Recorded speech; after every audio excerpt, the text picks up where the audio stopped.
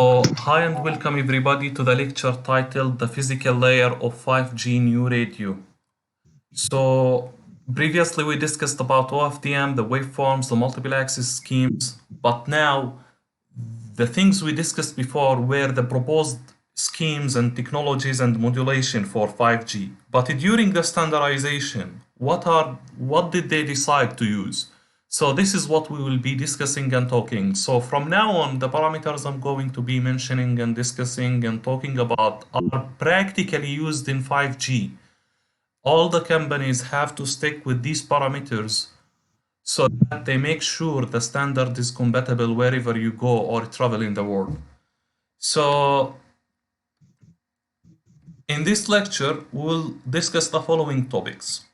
First, the 3GPP new radio roadmap and releases, then the key differences between the physical layers of LTE and new radio. I want you to clearly, by the end of this lecture, tell me what are the exact differences between 4G and 5G in terms of technology-wise. I mean, okay, both of them are using OFDM, but what are the differences and how that changing these parameters are really affecting the performance of the system? And what are the new problems that are emerging due to this flexibility that we are introducing to the system? Then after that, we'll discuss the key new technologies in new radio physical layer, overview of the new radio physical channels, and most important, new radio physical layer procedures. So basically, these are the main things we are going to be covering.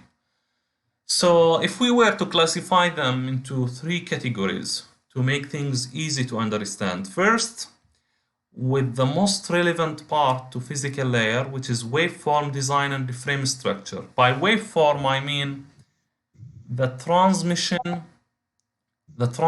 scheme, the transmission scheme including the pulses that are carrying to transmit over the air.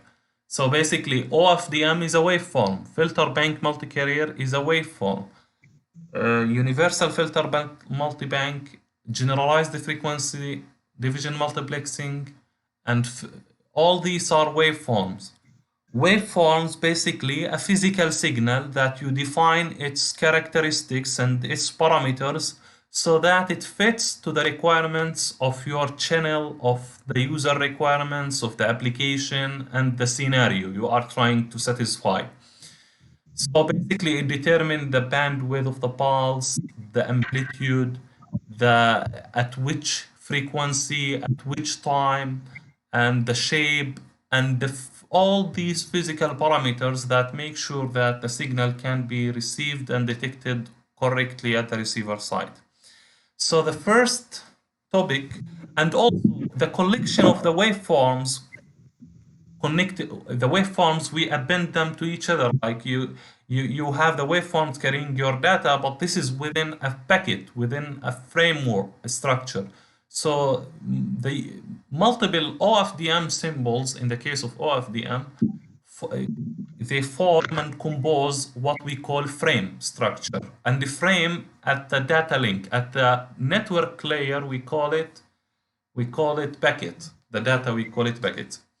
So the key points we will be explaining here are the following. First, the scalable numerology. What do we mean by numerology? This is the first thing we are going to clarify, numerologies. These new terms that emerge with 5G numerologies, the term numerology. Before 5G, we didn't hear about the word numerology in communication. Then numerology multiplexing and dynamic TDD. So before we move to the other two ones, low latency and forward compatibility, I just want to clarify the term numerology here. You remember when we were discussing about OFDM, I told you that in OFDM we were using a subcarrier of fixed size. Yes, the subcarrier spacing in terms of bandwidth was 15 kilohertz. Yes, and we said a waveform is composed of multiple of these subcarriers, which take basically the sync shape. Yes, everybody agrees with us on that. And this is what we use in 4G. This is what your phone uses, and the networks around you. They use sync function of fixed bandwidth, fixed spacing, 15 kilohertz. The bandwidth here, 15 kilohertz, and the spacing from here to here, if you measure it, it's 15 kilohertz. And you use this, basically, they chose this parameter after extensive number of studies and measurements and the practical tests, and they came up with this number, which fits the characteristics of most channels and the requirements of the users, and mainly higher data rates in 4G was videos and real-time communication. And this was LTE, basically.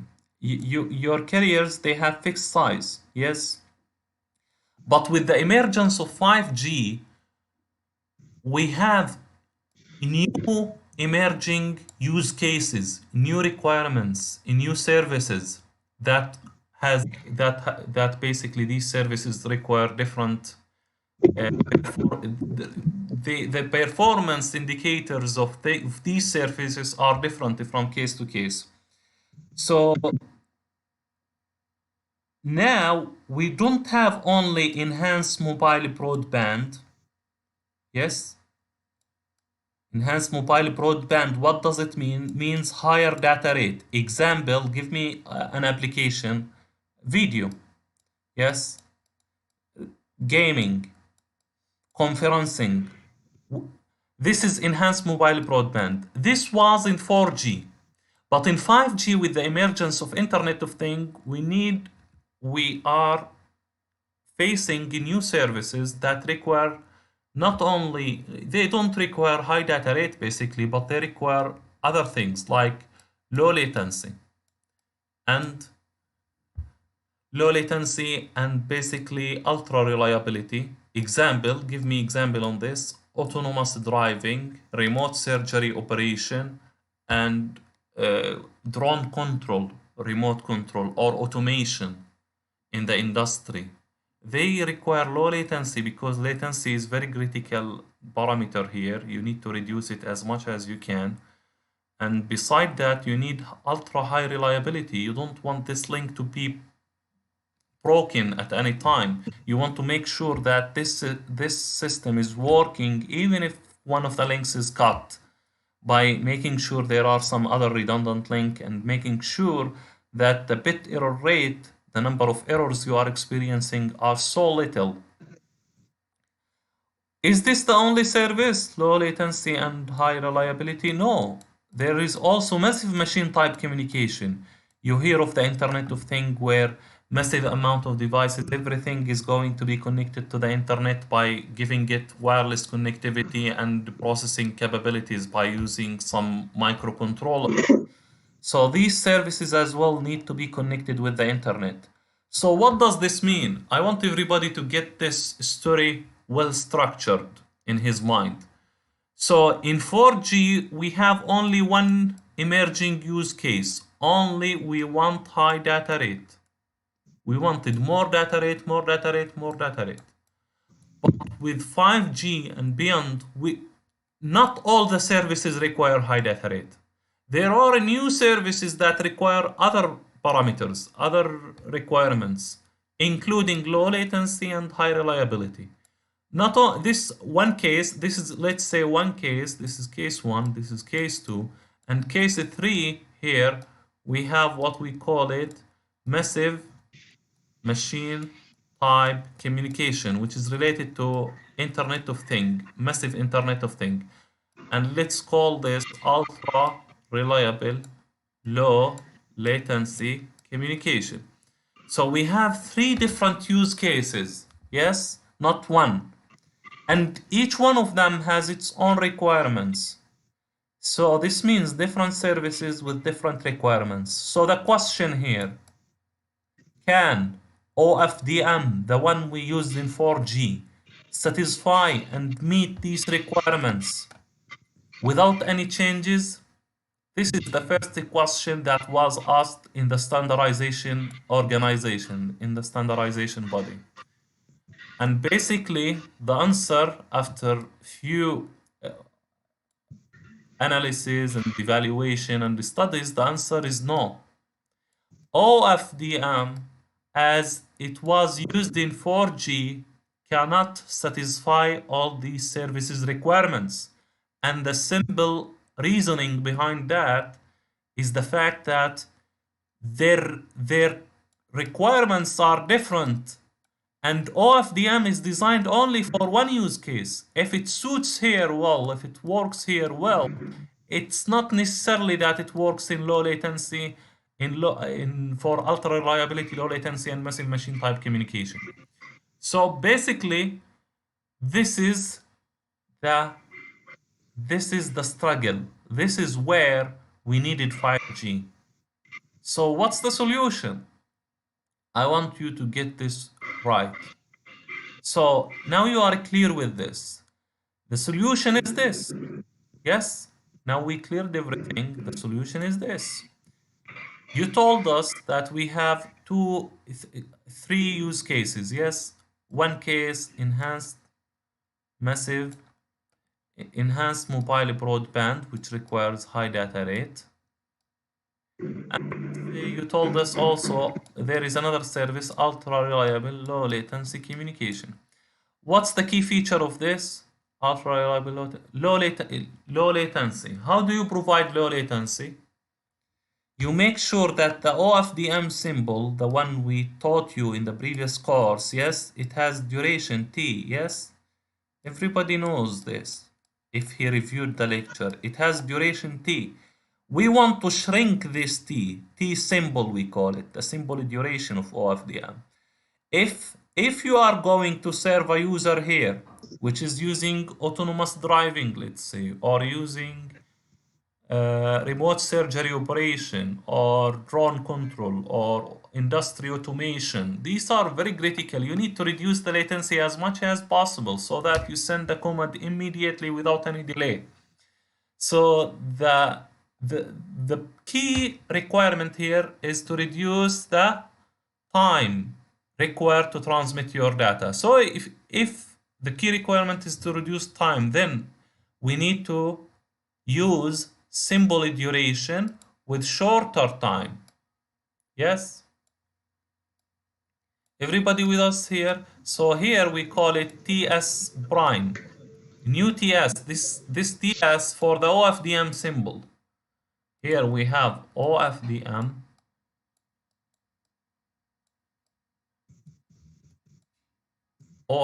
symbol.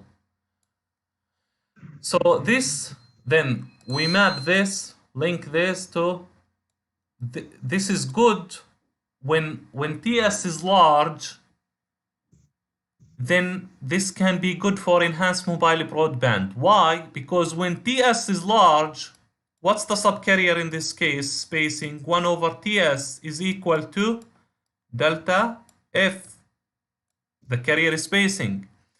When TS is so large, then delta F is so small. If it is so small, then you can put multiple symbols adjacent to each other. If you can put many symbols adjacent to each other within a frame structure, then you are basically increasing the data rate because each carrier carries one symbol.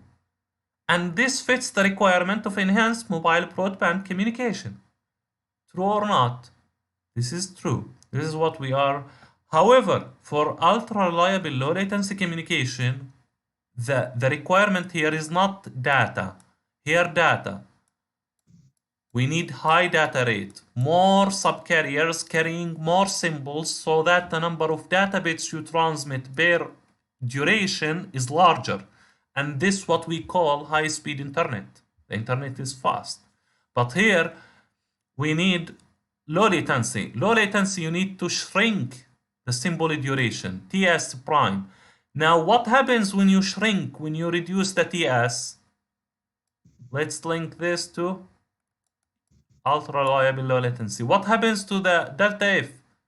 So 1 over TS prime is equal to delta F prime. What's delta F prime? Delta F prime is the subcarrier spacing for the case of reducing the symbol duration of the OFDM. And this, is it larger than this or shorter than the previous case? Delta F here prime is much larger than delta F here.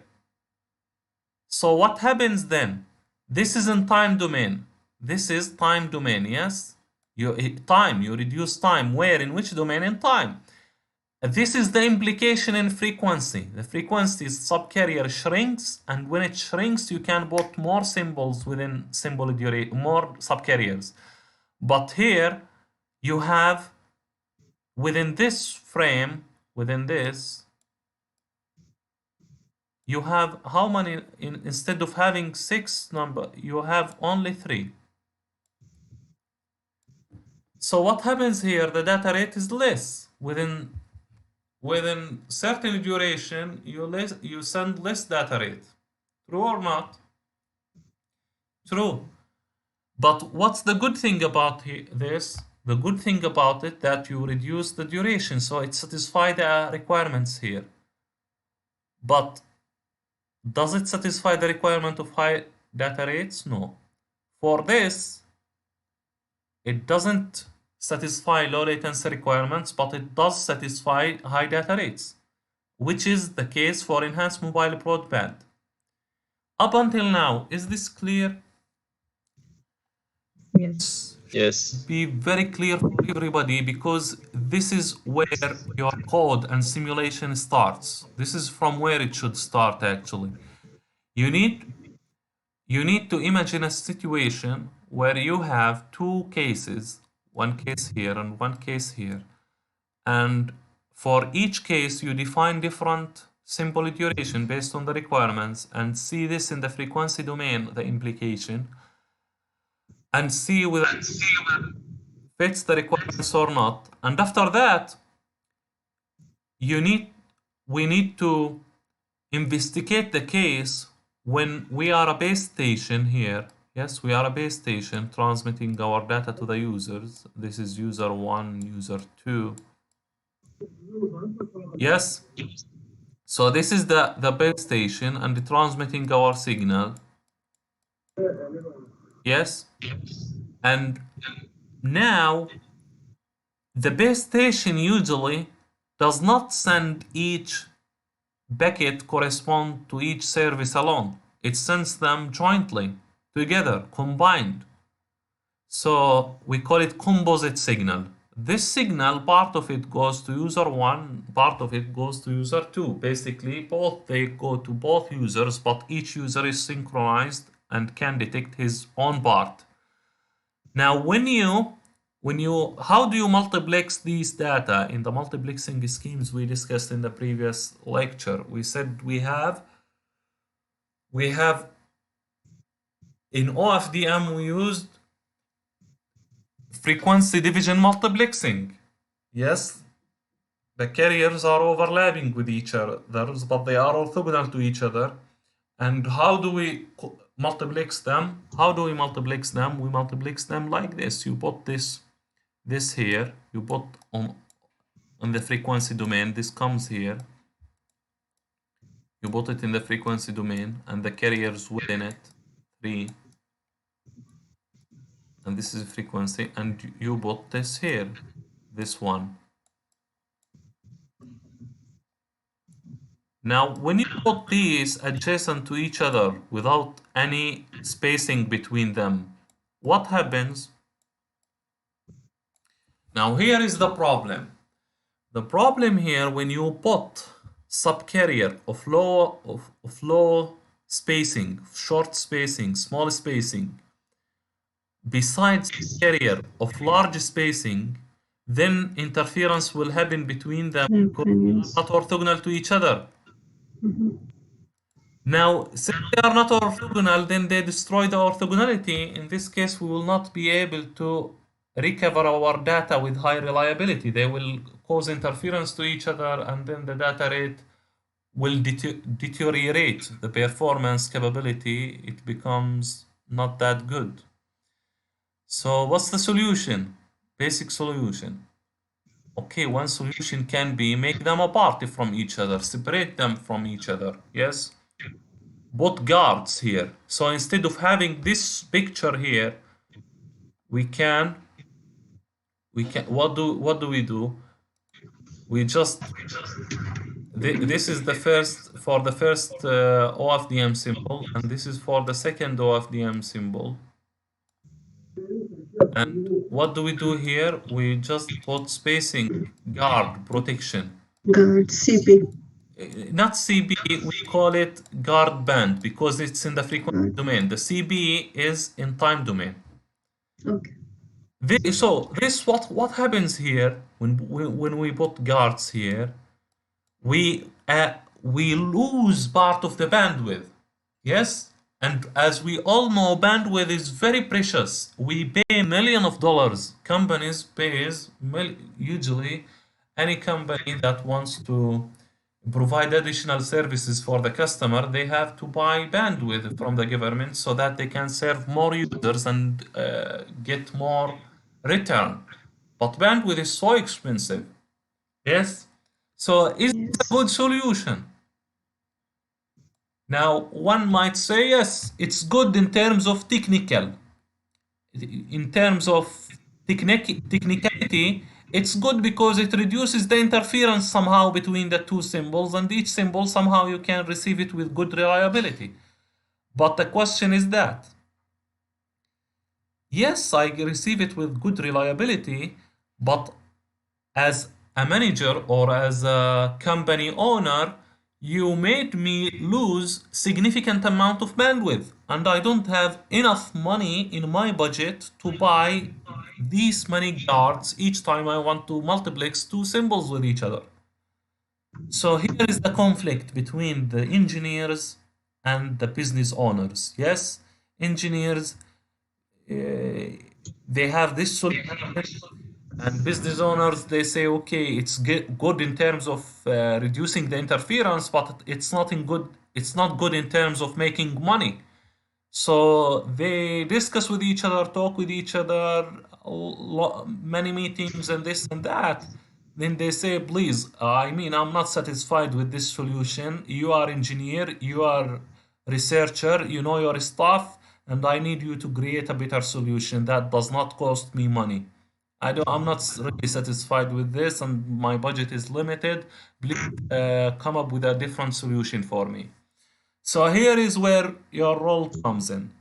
You need to think beyond the box and see the standard defined it like this. People are not very happy with this. It's costly, expensive. I want to design something to make sure that I can reduce this gap, if it is possible, to this spacing and save the company like $2 million. Yes, if I can reduce the spacing to this level, let's say this spacing to this, make the guard instead of being this long, then I will save the money, I will save the company lots of money, and according to this, they will be happy, I will be happy, everybody will be happy, and we will be very strong competitors in the market. Even a smarter engineer should be thinking about replacing all this guard band, deleting it. If you are really good, if you are really very innovative, come up with a solution that can delete this. So this is your project. Yes, this is where you need to think. Part of one idea. One possible problem that your project can be about is this. How can I reduce this guard band by proposing efficient algorithms that work with OFDM and save the company's money could have been to buy extra bandwidth and guards to protect from the interference. So is this idea clear? Is this scenario clear? Yes. We need to clarify this. We need to make sure everybody understands this. Yeah, of course. Yeah, this is the first problem that I want you to write it down and understand it in your own words and possible idea. Now, what's the other possible problem? What the other problem? Actually, ideas are basically solutions to problems. If when we find the problems, we should be happy. We should not be scared of. We should not be like. Pessimistic and somehow complaining and saying what the hell, this is a problem, how can I fix it, or what will happen if I cannot deal with it. No, when there is a problem, you should be happy that you can come up with a solution to solve this problem. And this means that when there are problems in your field, there is demand on you as an engineer to come and work in the company or build your own product and offer it to the industry to sell it. Yes? So we always seek and try our best to find good problems to work on them so that we come with good solution and then offer these solutions to the community and to the market. Now, I can delete this. Yes, if you understood it very well. I assume you understood it. So let's delete it and give you the other point that you need to take care of. So I said we have two cases. We have services that require large subcarrier spacing, and we have services that require small subcarrier spacing. Yes? So the large subcarrier spacing, this one, so small subcarrier spacing, let's start with a small, corresponds to what? Corresponds to symbol duration that's large, yes? TS is large, and this corresponds to what? Symbol duration that's a little bit shorter. This is time and this is frequency. Everybody with us? Yes. Everybody Yes. understands this? Yes.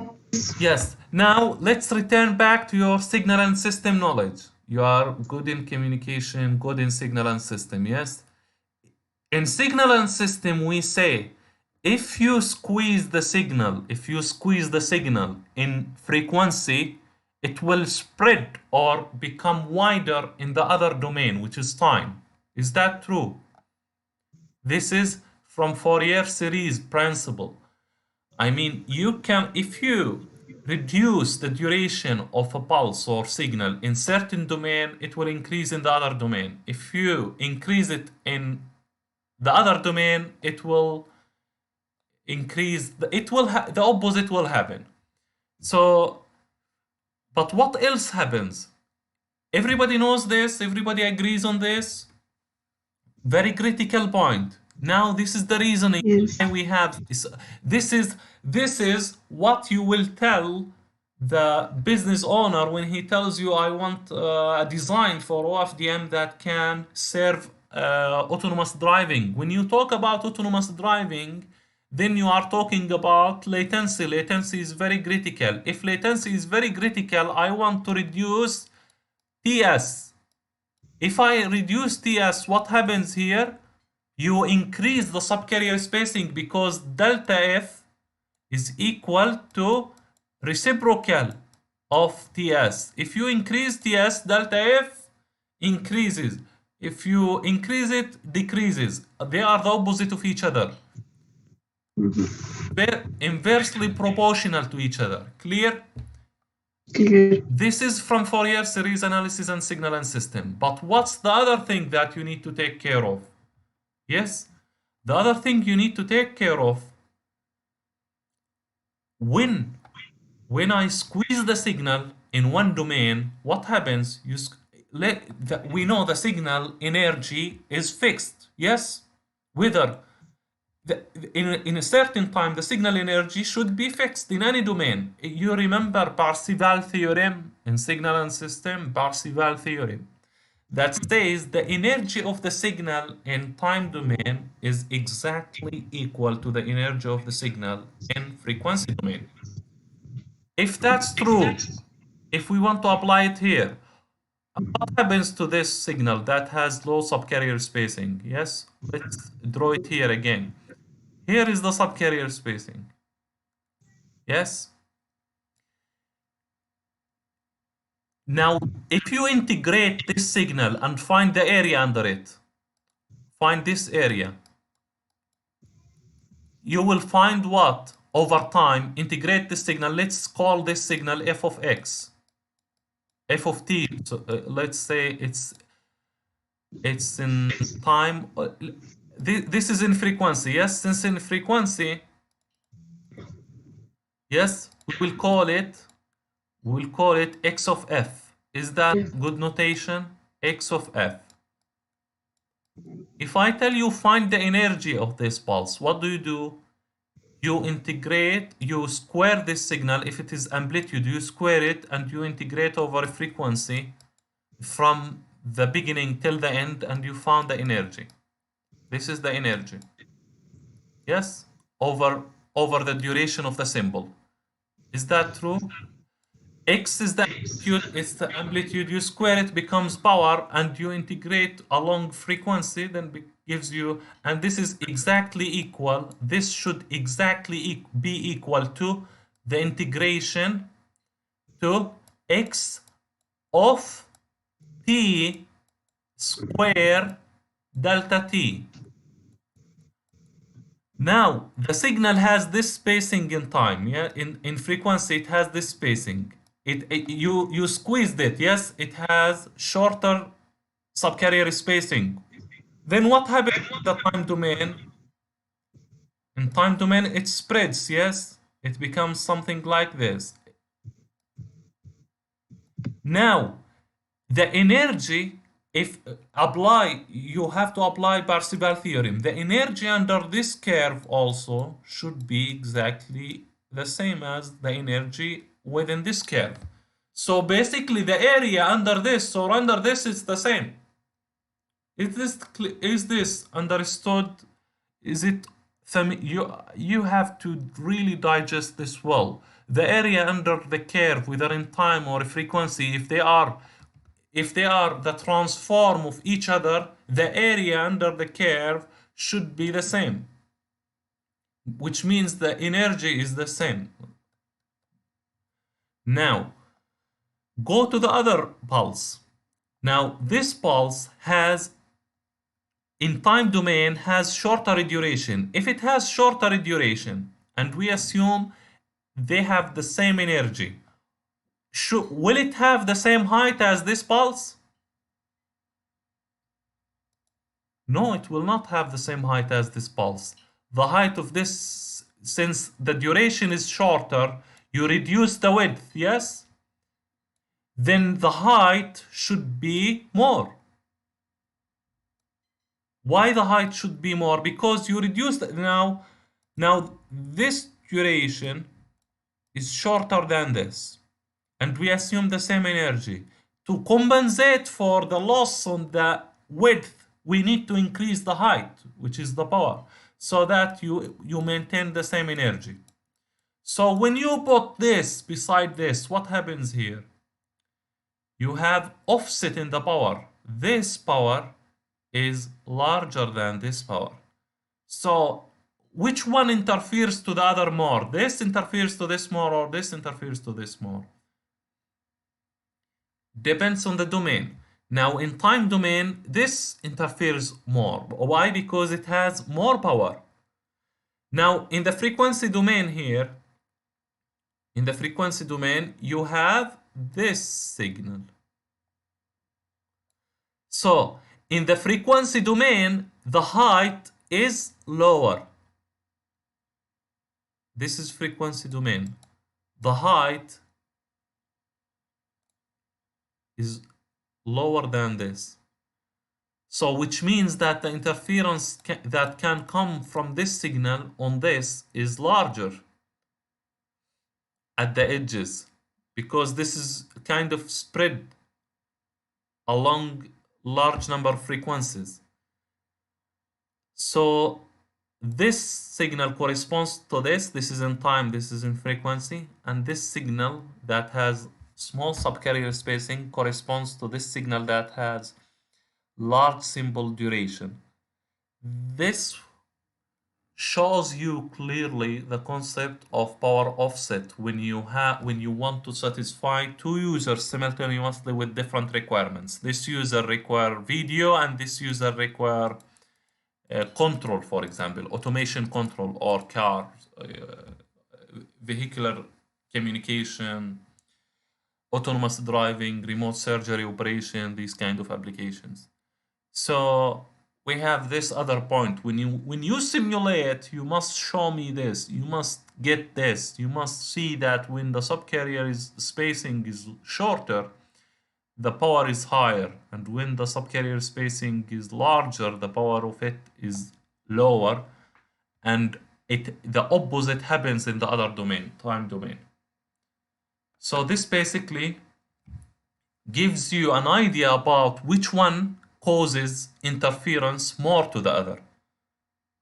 And if you know this, you can change the position of these of the blocks containing these subcarriers in such a way that you reduce the overall interference in your network or in your cellular cell. So now you have two concepts. Now you have two important critical points. You have the point that says when you reduce the subcarrier spacing according to this formula, if you reduce the subcarrier spacing in frequency, you get lower or smaller symbol duration, and when you reduce the subcarrier spacing, the power level increases, and when you increase it, the opposite happens. If you understand these two concepts clearly and really digest them, then you understand two key critical problems in the design of 5G framework, in the design of 5G waveform and frame structure that's going to be transmitted to serve different users. We call this concept multiplexing different services. And services for applications, we use this term, but when you are designing at the physical layer and playing with the OFDM parameters, we call it what? We call it numerology. So this is the term numerology, comes from the fact that you are changing the subcarrier spacing according to the requirements of your service or user or application or use case. All these the same. But when you change the subcarrier spacing, it's not as simple as you think, just changing and it's gone. No, when you change it, you influence and affect everybody around you. You influence the power. You influence the duration of the signal in time. You influence how much interference you are causing. You influence how much time you need to be transmitted. You influence how much data rate you are going to send. You influence the reliability. So just by changing one parameter, you are affecting all the key performance indicators in your network. This is unbelievable. So you mean that 5G is only about this at the physical layer? And yes, I tell you that this is one of the key problems that 5G is trying to address. And we as researchers are trying to work on and improve it. That when you change the subcarrier space, why do we need to change the subcarrier spacing? We were happy with 4G. Yes, we were happy if we want only high data rates, but what about the Internet of Things application and autonomous driving and remote surgery application and real-time gaming and low latency, extreme low latency, tactile internet, where you touch something here, automatically, spontaneously happens in the other part of the world. This is not easy to do if you are not designing your network from the physical layer. You cannot do this by designing an application at the at the upper layer by writing a software or this. You need to do this at the physical layer. So this is what we now have to tell you about. This is what we call numerology in 5G. Numerology means changing the subcarrier spacing, delta F, according to the requirements of the users. So delta F can be small or large according to the requirements. When you increase it or decrease it, you affect the subcarrier spacing, symbol duration, power, and these have direct influence to the data rate, latency, reliability, interference, and many other parameters beside that, and complexity as well. So we must be very careful about that. This is one of the most important lectures in this course because it gives you two simple key concepts, but the applications of them are unlimited. And there are many design schemes that can be invented in order to solve or mitigate the problems that are resulting from changing the subcarrier spacing. So now we know what scalable numerology means. Scalable numerology changes the subcarrier spacing and understand the effect of that on the symbol duration and power and the other performance metrics and the relationship with the services. Now we understand numerology multiplexing. Numerology multiplexing says we have two services, one using ultra reliable low latency and one using enhanced mobile broadband, I mean video. So when we put them beside each other, what happens? Interference happens. To reduce it, we put guards, but guards are not good solution. We want something better. But I want you to believe and convince yourself that this is true. When you put two different numerologies adjacent to each other, you will get interference. You will not see the subcarriers orthogonal to each other anymore. I want you to see this by simulating this and by understanding first the basic OFDM MATLAB code and inventing your own one. And then dynamic TDD, time division duplexing. Time division duplexing, I mean, you assign the services to users and multiplex them in time. Why in time we prefer not frequency? Because time, when you multiplex in time and you don't change to other frequencies, the channel response does not usually on the uplink and downlink you get it the same. But if you are using frequency division duplexing, then you need to dedicate some training pilots for the uplink and other ones for the downlink, and this is problematic. Now the other ones are redundant to me. Now let me clear this. Everybody understands this concept and write notes down and following up with us. I want to delete this if you permit me to do so. Okay. Yes. Yeah, so I can delete it. I can delete it here. And now continue Sir, yes. can you please define again numerology multiplexing? What is it? Numerology multiplexing, when you put two different subcarriers adjacent to each other, two different services basically, because each subcarrier with different spacing, we call it numerology. This is numerology 1, for example. This is numerology 2. Subcarriers with different spacing. Basically, OFDM waveform, because when you transmit your data, you don't transmit only one subcarrier, you transmit bunch of subcarriers that have same subcarrier spacing and another bunch of subcarriers that have different subcarrier spacing to serve a different use case.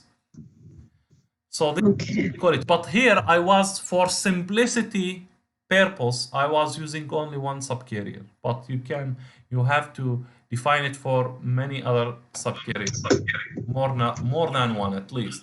So I will give you some photos now to watch and see this on real life simulation, photos taken from real time simulator actually, and understand these very well. So here we go. Okay. Here we go to the folder we have here. We have a folder, we call it, I can delete these, yes? Yes. So here in this, we will understand. These are the figures that you are going to hopefully produce from your simulator. And of course, the codes are with you, shared. You just need to know how to. So here is the example that we were talking about. Everybody can see with me this picture that we are opening right now. Yes. So this is a very important picture that summarizes basically the service multiplexing or numerology multiplexing. I cannot see it. It's black. Yeah, you cannot It's see it. dark. Yeah. You know, it's coming, I believe. Yeah, can you see it? Yes, it's coming. Yeah, Yes. it's okay. Yeah, let me increase the size a little bit. Is it okay now for everybody? Yes. Yes, it's okay now. Yes. So what's this? These are the carriers that we were in the example I was explaining. I was explaining the case only for this carrier and this. Is that clear? What I was talking about? This and this, only two. But in practice, for each service, you send multiple of these subcarriers, but with the same subcarrier spacing. We call this what we call here. We call it narrow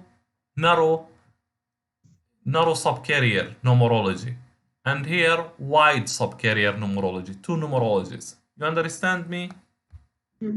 This is from the simulator, from the MATLAB simulator. This is taken from the IFFT process itself. I explained to you in the OFDM class how you can see the thing.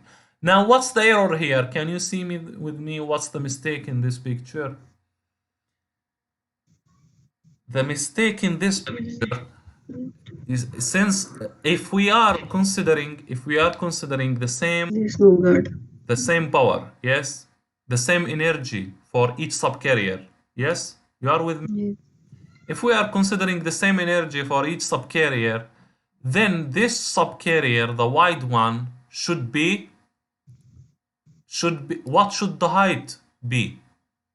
Should be lower a little bit. Yeah. Not that big, because the integration under here should be the same as under here, isn't it? Considering the same energy for each one, which is the case, which should be the case mathematically.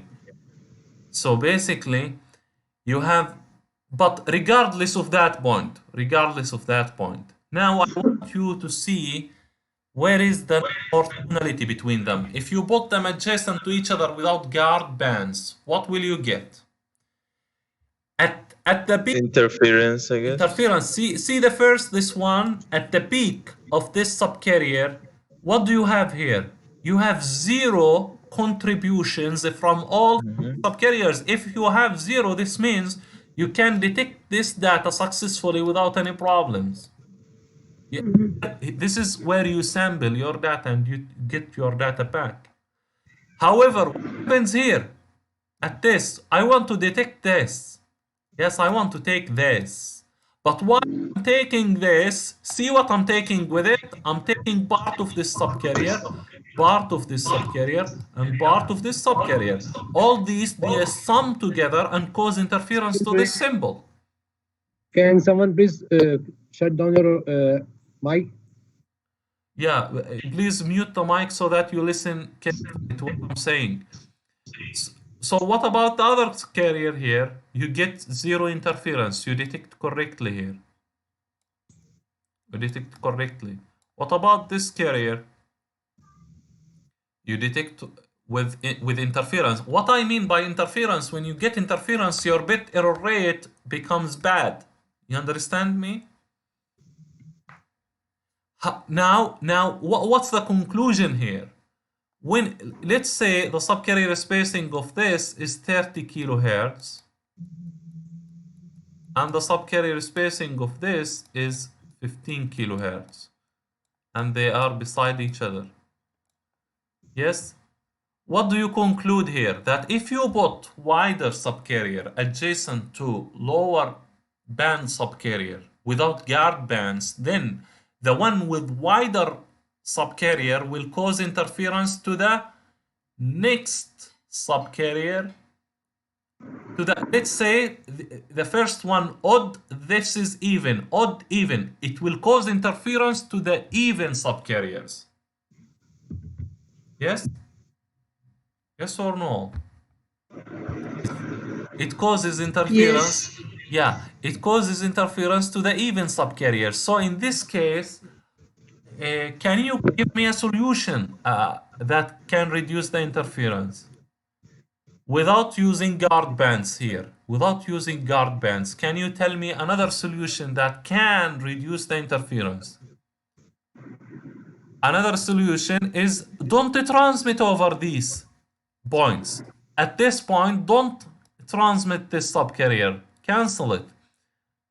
At this point, don't transmit this subcarrier because there is interference from here. There is interference from here. Yes? We are not transmitting. If you want, you can deactivate them. Don't transmit over these subcarriers. If you want to get your data bits without any errors, without interference, then don't send over them. Okay, but if you don't send over them, what happens to the bandwidth? You are not using the bandwidth efficiently. Yes or no? You are not using efficiently. So what can we do? This is a question mark. Can be your project idea. Can you improve this? Can you say the first obvious idea, the idea that was used in the standard, is to put guard bands here. Put guard bands, make them away from each other so that you reduce the level of these side loops at the peak of these subcarriers. Because you made them farther away from your main signal. What's the other solution? The other solution, I know where the interference exactly happens.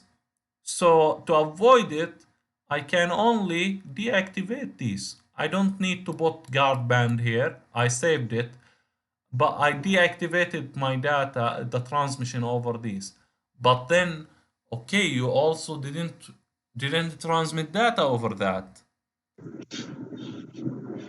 But we need to think here. We need to think, say, what can we do else to improve both the data rate, utilize the bandwidth efficiently, and reduce the interference as much as we can? Clear? Is this picture clear, making sense to you? We call this numerology. This is numerology. This is numerology. We call this numerology 1. Let's say numerology 1. This is numerology 2. Subcarrier spacing equal to, let's say, delta F1. This is delta F2. Can you draw this to me in time domain now? If I ask you, draw this in time domain. How do you draw it?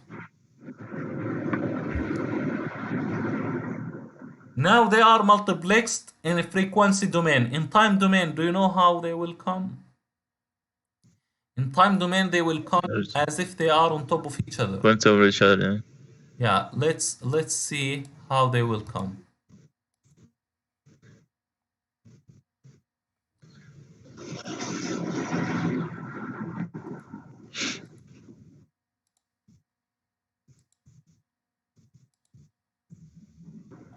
So here is how they will come.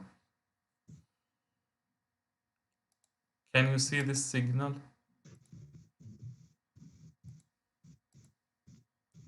Let's delete these things. Yes, they are irrelevant now. Yes.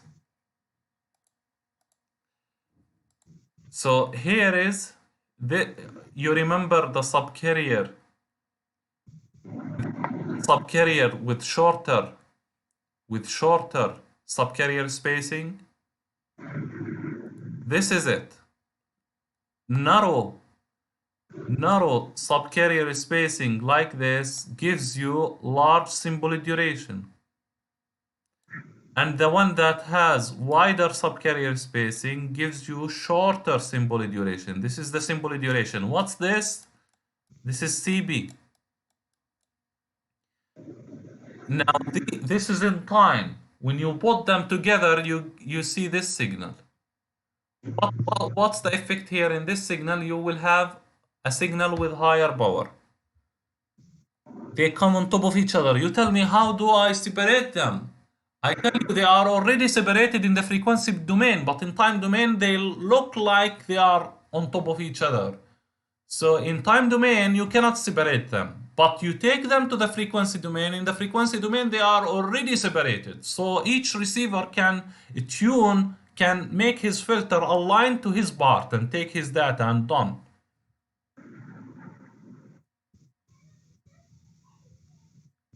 Clear? So here, for the receiver, let's say you want to detect the signal of this user.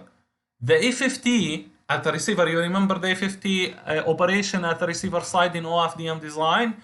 The FFT size here is basically the whole size of the symbol, because you need to capture the data here, here, here, here, here, here. You care about this narrow sideband. But if you want to detect this user signal, the red one, then you don't need to make your FFT for the whole composite signal. You can take it only for this part, because your data is within this part, and you get it in frequency domain. Now, this is very critical to understand, because once you understand it, you can come up with ideas and implement on top of it and improve and do something critical and amazing at the international level, not university level. But if you are not clear about it, you cannot make great contributions. So it's better that you understand it deeply. Of course, explanation, drawings, they make things easy, they get you starting, but they are not enough. You need to get your hands dirty and go to the simulator and simulate this and see the math behind them and see the functions that you are writing in MATLAB to get these and see them by your own eyes, generated from the mathematical equations you are putting and deriving and structuring. Once you are capable of doing this, you will be unstoppable. Nobody can, really, you will be unstoppable. Extremely innovative. You can come up with many ideas, not one idea, many ideas you can come with.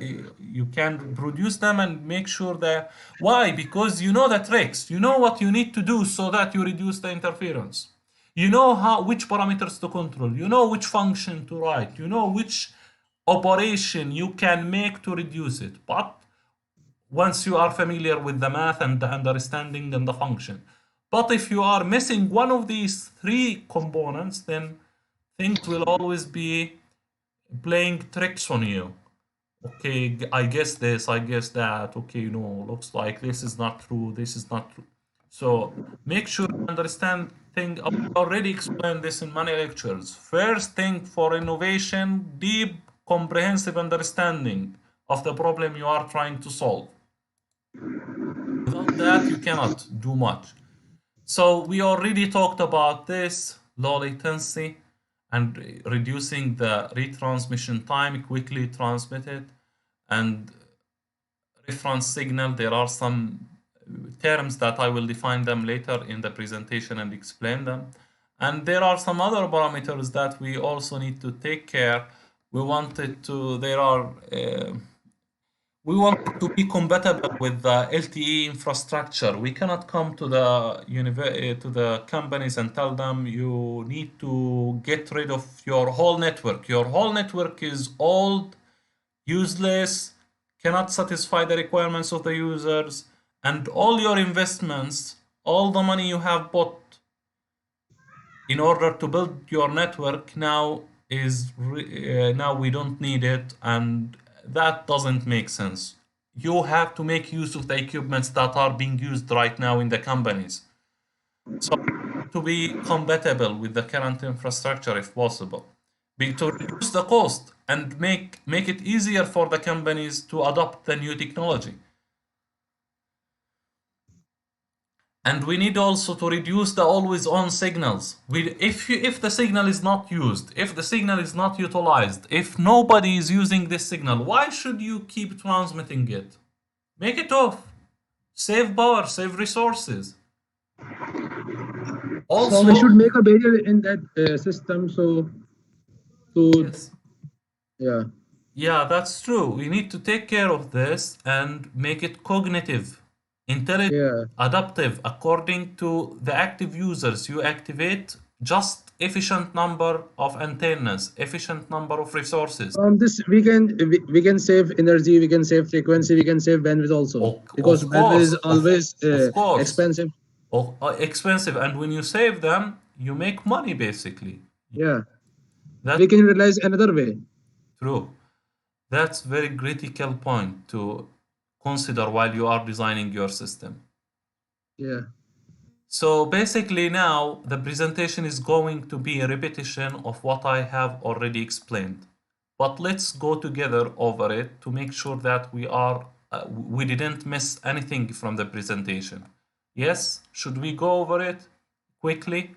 Make sure that we cover everything in the first two slides. We mentioned about the services that 5G is different than 4G by the fact that we have different services, not one, and each service has different requirements. For example, ultra reliable low latency require ultra responsive low latency, ultra reliability, and this low to medium data rate. We don't have large data rate. While here in massive machine type communication, we need larger number of devices communicating with the network, long battery life, data rate of this. You know, I don't care exactly about the parameters, the numbers here, but I want you to make sense. If I tell you which one requires more data rate, you tell me which. Which one requires the least latency, you tell me which. Which one requires the highest data rate, you tell me which. Of course, rough numbers is good to also remember, like it's 5G is expected to deliver 20 gigabit per second as peak, and data traffic support high mobility and this. So these are basically the services that I was talking about. This is the motivation for the physical layer research. This is why we need to redesign OFDM. We mentioned this. This corresponds to this, for example, subcarrier spacing like this. This is like this. This is maybe very small. So basically, and what are the implications? So this point is very clear to everybody alongside the requirements. And here the standardization process. I told you the companies, they get together and they start discussing and talking which technology should we use. Huawei proposed this technology, Ericsson proposed Y technology, Motorola proposed Z technology, other companies proposed Y and Z. They compete. Each-body wants his technology to be used. They say, okay, come and sit together and let's discuss them. Let's evaluate them. Independent team, form an independent team, and let's do the simulation. You can be from this in the future and do these simulations and prove which one is true. So after that, they decide, okay, we want these requirements. Which technology meets these requirements the best? You decide maybe Z. Okay, everybody goes with the technology proposed by, for example, Huawei. And everybody should buy that technology and patent from Huawei and pay money to Huawei as long as he's using that technology. That's why it's very important to be creative and innovative. That's why they spend tons of money on research and innovation and development, because whoever comes up with something useful first, everybody will follow after that. Yes, true, sometimes you waste resources, you waste money, you invest for many years and you don't get anything, but on the long run, you are a winner if you are successful in doing that. So basically they started in 2015, the standardization process, the meeting. In each meeting, there is around 2,000 to 3,000 people, technical people, researchers, each one representing a company or something, the big companies in the whole world, they go and contribute and talk with each other. It's a standard. It should work wherever you go. It should be compatible with your mobile phones. If you travel to US, Germany, Europe, China, Russia, Middle East, your phone should be compatible with all these networks in the future. Otherwise, what's the point of the standardization process? Your phone can work only in Turkey, for example. No, that's why we need standardization. We need consensus, agreement among all the companies, and make global economy. And then we have a 2015, then we move release 14. They were studying the channel model, the scenarios and requirements. The first 1 year was understanding, as you can see. What are the requirements, what we should use, what are the key things we should know, and based on that, define the technologies and start evaluating them, taking the proposals from the companies.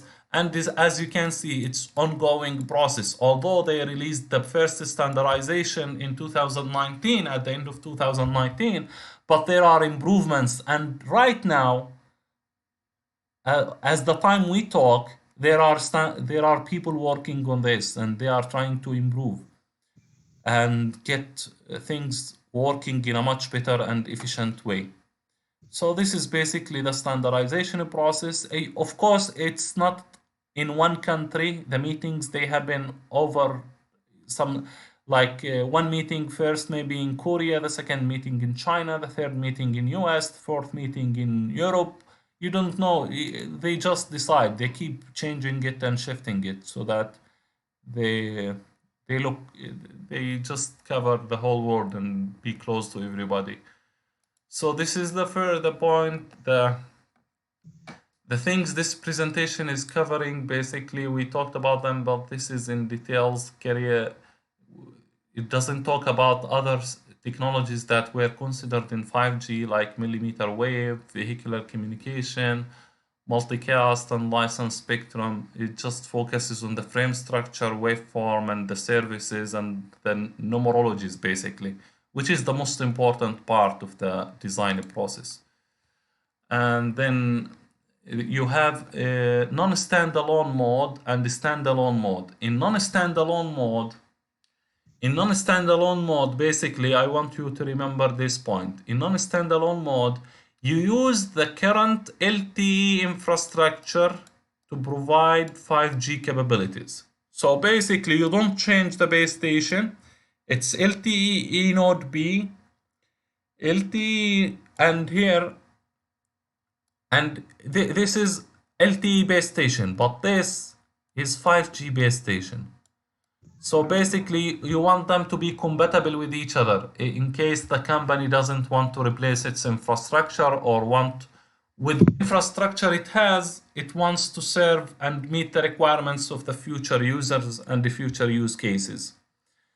So the LTE E node B in this case acts as a master, and the new radio related to 5G acts as a slave. So it takes command from the LTE base station. And here again, this is the roadmap for the standardization process. Nothing new, nothing to add here. And here how things work. First, in 2017, they were focusing on channel coding and modulation. Then the synchronization, broadcasting, paging, random access channels, the measurements, the data control channels, scheduling, hybrid automatic repeat request. I know these terms are so technical, many of you may be not familiar with them, but all of them, most of them, they are related to the physical layer, and they affect the performance of your service. So it's very critical to design them according to the requirements. So this is how they schedule them. And for under each category, there are a couple of people's working, like couple of groups actually, and trying to come up with a proposal to the community, to the chair, and based on that, decide with which technology we should go. So feature downscoping, in this case, we have these functionalities are related to 5G, but they are also not discussed here because they are so technical to your level now, and we can discuss them maybe later on another presentation, like MIMO, duplexing, scheduling, and the other ones. Now, after the standardization process, we have these documents available on the internet. Now, the people working on the standardization, they came up with the first document, which is it has this number, and they call it General Description of the 5G standardization at the physical layer. And then another document for the services provided by the physical layer, and this is the reference number. If you just search by this number, you will find the document. It's Word document, you can download it and read the details of it, but it's so technical and it has so many numbers and details on this. Basically, the engineers who are going to develop the standard and implement it the way you are going to implement your technique in the OFDM, they are going to implement this with softwares and hardware and get products based on that, so that we make sure they are compatible. So every company takes these documents and they try to design the system according to what's described there. Another document related to physical channels and modulation, multiplexing and channel coding, physical layer procedures, physical layer procedure for control for data, and the measurements. Each one of them very comprehensive documents. We cannot even finish. Each document is a course by itself. So basically, we are giving a rough overview of what's there in these documents and the procedure and the other points that are important to us at this level. So as I told you, study items, for example, in study items starting in 2000, they studied these things. They are non-orthogonal multiple axis, which we will take a very comprehensive lecture on it. The vehicular to infrastructure communication, non-terrestrial networks, which are for drones, flying networks, where you can use the drone as a mobile user or as a device for a user, or you can use it as a base station as well, and integration with the access and backhaul network. So basically here we defined to you the numerologies, the scalable numerologies. We talked about them, implication to slotted duration when you change the subcarrier spacing, what happens, implication to multiplexing of numerologies, how many numerologies you can put within certain band, intercarrier spacing interference, you saw it. You learn all these things. Slot-based versus not slot-based scheduling.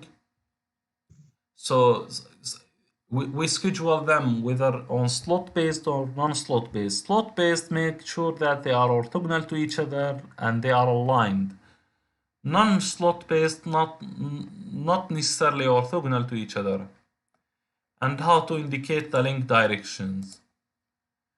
So the waveform that they consider after these studies, they decided that they are going to use for downlink, they are going to use CP-OFDM, and for the uplink, either CP-OFDM or DFT spread OFDM.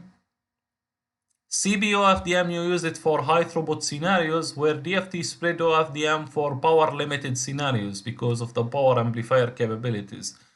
I mean, in the case where you have Internet of Things applications and you need your signal to cover large distances, in that case, you need to use DFT spread because the peak to average power ratio there is lower. And since it's lower, you can, with minimal input, you can increase your output and reach the maximum efficiency of your system before reaching the saturation point of the power amplifier. And you have the multiple axis technologies, orthogonal multiple axis, which is OFDM. We explained it in the OFDM lecture. And non-orthogonal multiple axis, which is used to serve more users than the resources you have. And you multiplex the users not in frequency domain or time or code. You multiplex them in the power domain, basically superimposed on top of each other.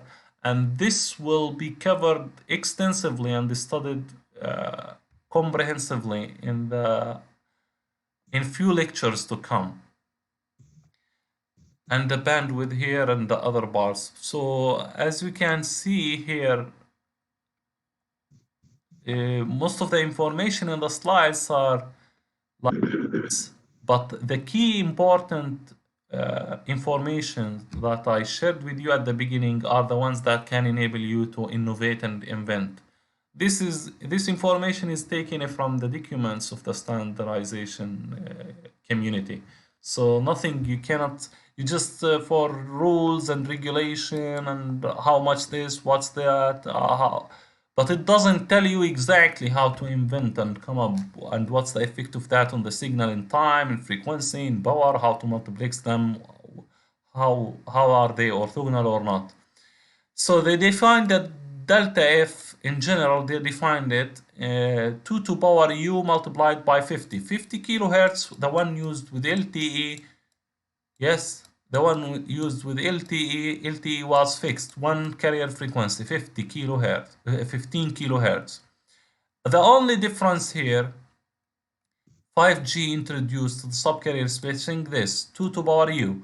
When u0, then it becomes LTE. When u1 becomes 2 to power 1 multiplied by 15 becomes 30 kilohertz, which is numerology, we call it numerology 1, which is this. And when it is 2, when u2, we call it numerology 2 and 60 kilohertz. 2 to power 2, 4 multiplied by 50, 60. And the 3 and so on and so forth. So basically, this is for below 60 gigahertz, above 60 gigahertz, and you understand the effect of that. I know that in words, in math, it seems simple, but it has enormous influence and effect on the other parameters in your system. So it's not that simple. As you can see, there are many problems and many ideas to come to solve this. And this is what I was talking about for the numerology example, where 15 kilohertz, you have the OFDM case. For example, for a slot of half millisecond, this is the frame you send over the channel at once. How many symbols you have? You have 7 OFDM symbols from 0 to 6. Yes, from here to here. This we call it one slot, half millisecond. You have 7 symbols. When you increase the subcarrier spacing, what happens to the time shrinks. Since the time shrinks, you can put more symbols. How many symbols here? 14. When you go to 16, how many symbols here? 28, sorry. When you go to 120 kilohertz, which is the case when we have millimeter wave and ultra reliable low latency, you have almost 56. So each one of them, we call it, this is numerology 0, numerology 1, 2, 3. And they affect each other, and they are very, very important to the system design. And we talked about mixed numerology or multiplexing numerology with each other and the things you need to take care into consideration.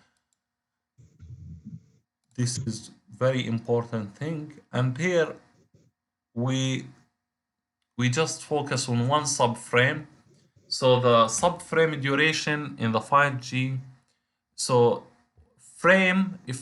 one frame is 10 milliseconds. Each frame contains 10 subframes. Each subframe is 1 millisecond. Each 1 millisecond contains 14 OFDM symbols in the case of using numerology 0, 15 kilohertz. But when you use numerology 1, you have 28 within one slot. You have 15 symbols within one subframe, 28. So these changes in the number due to the fact that we are changing the subcarrier spacing. So you just see the influence and the effect that it causes, that this technology causes to the frame structure. So it's really obvious that it's not that just changing number and getting new performance metrics. So many slots means within the frame structure you are putting some bars for ultra reliable low latency within the frame structure, and you need to try to support this. And these numbers actually related to this and this, just numbers, just shows you when the subcarrier spacing is 15 kilohertz, the number of OFDM symbols per slot 14, and this is 1 millisecond, and number of slots per subframe, number of slots per frame. Basically, you need to return back to here and understand the point that one frame 10 millisecond. Each frame contains 10 subframes. 10 subframes. Each subframe is 1 millisecond and contains one slot in the case of LTE for 15 kilohertz. When you go to a higher subcarrier spacing, you start using here 2 slots, 4 slots, and here 8 slots. And the duration of each slot shrink based on the subcarrier spacing. Basically, all these numbers are taken from here. So what else? We channel coding. In channel coding, for data, to protect your data from the noise, for data they used LBC. Remember this, for data LBC coding is used, and for control channel, which are very important, they use polar coding. And polar coding, we are going to take a lecture about polar coding at the end of the course, if time permits, which is a technology invented by a Turkish scientist in Bilkent University and adopted in 5G standard. We will explain you the story of that inventor, how he invented it. So basically, and MIMO support, we'll have another lecture about massive MIMO and the MIMO techniques used in OFDM and 5G. It's going to be very dense. So we can stop here and we continue after 10 minutes or 15 minutes from now. So thank you very much for your attention and meet you in next part of the lecture. Take care.